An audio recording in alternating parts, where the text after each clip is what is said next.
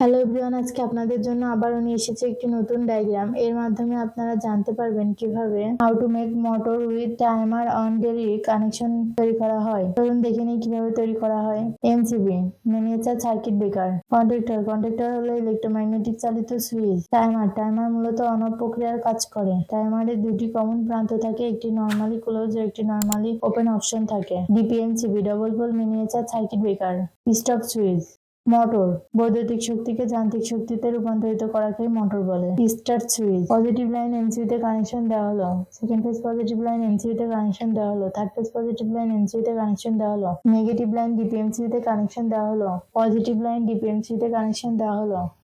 Positive line MCB থেকে কন্ডাক্টরে connection দেওয়া হলো। Second phase positive line MCB থেকে কন্ডাক্টরে কানেকশন দেওয়া হলো। Third phase positive line MCB থেকে কন্ডাক্টরে কানেকশন দেওয়া হলো।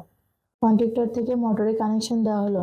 আউটপুট লাইন কন্ডাক্টর থেকে টাইমারে কানেকশন দেওয়া হলো। কন্ডাক্টর থেকে পজিটিভ লাইন টাইমার ও স্টার্ট সুইচে কানেকশন দেওয়া হলো। নেগেটিভ লাইন টাইমার ও ডিপিএমসিবিতে কানেকশন দেওয়া হলো। পজিটিভ লাইন ডিপিএমসিবি থেকে স্টপ সুইচে কানেকশন দেওয়া হলো। পজিটিভ লাইন স্টার্ট সুইচ থেকে স্টপ সুইচে কানেকশন দেওয়া হলো।